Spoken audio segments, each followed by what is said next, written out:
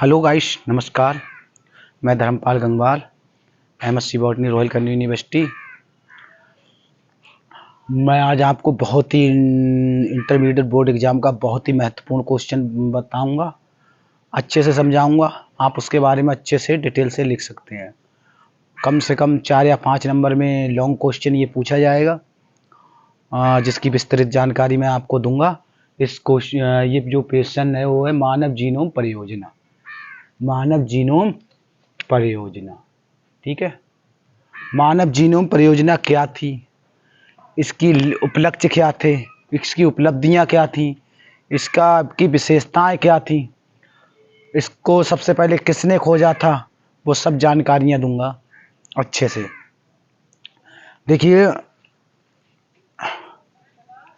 इनको सबसे पहले मानव जीन प्रोजेक्ट परियोजना को सबसे पहले फ्रांसिस कॉलिंस एवं जे क्रेग बेंटन ने खोजा था, ठीक है। कौन से में? 2000 में। 2000 में। और इस योजना को जो बना पूरा करने के लिए जो टाइम बाउंडेशन था, समय बंधन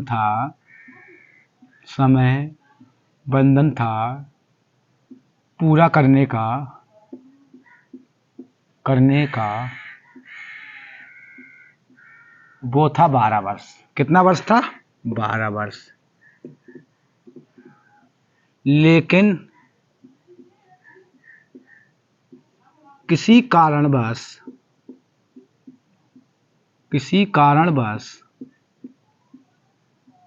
ये परियोजना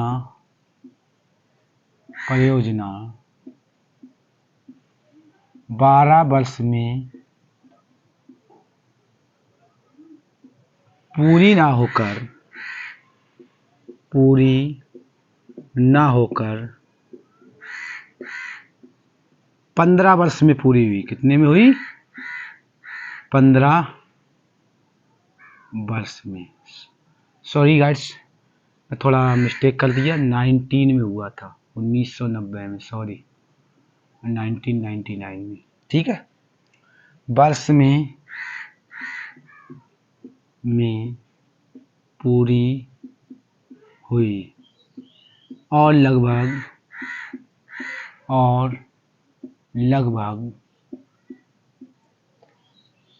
2005 में इस प्रोजेक्ट को पूरा कर लिया गया। इस परियोजना को पूरा कर लिया गया। देखिए, एक बात और समझिएगा, दिया गया इसमें लगभग कितने देश जुड़े हुए थे? लगभग इसमें 7 देश जुड़े हुए थे। इस परियोजना में लगभग 7 देश थे जुड़े हुए। इस परियोजना में कितने लोग देश जुड़े हुए थे? परियोजना में लगभग 7 देशों ने भाग लिया, ठीक है। आप फिर से समझ लीजिएगा, ये परियोजना को 1990 में प्रारंभ किया गया था। समय बंधन पूरा करने का था 12 वर्ष, लेकिन किसी कारणवश उसके द्वारा ये 12 वर्ष में पूरी ना होकर 15 वर्ष में पूरी हुई और लगभग 2005 में इसका कार्य पूरा कर लिया गया। ये सब कब हुआ? जब वाटसन और क्रिक ने डीएनए का मॉडल दे दिया था और विभिन्न जीनों को पहचान लिया गया था। किसमें? मानव में पाए जाने वाले जीनों के बाद इसका कार्य प्रारंभ हुआ।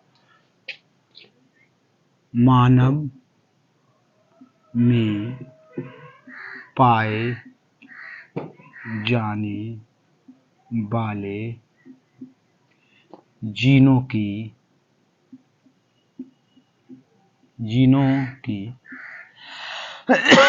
पहचान के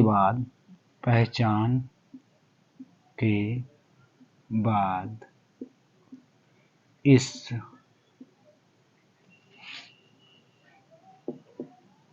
परियोजना का प्रारंभ हुआ। देखिए इसमें क्या थे और इसमें क्या कहा था हुआ। इसमें क्या लक्ष्य था इसका कि मानव में पाए जाने वाले टोटल जीन का, मानव में पाए जाने वाले पूर्ण जीन का लगभग 20 से 25 हजार जीनों की पहचान करना। कितने बेटा? 20 से 25 हजार जीनों की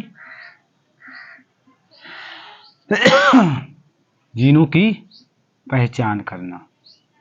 ठीक है, देखिए फिर से समझिएगा, मानव में लगभग कितने जीन पाए जाते हैं। पहले देखिए आप ये समझिए जीन होते क्या है।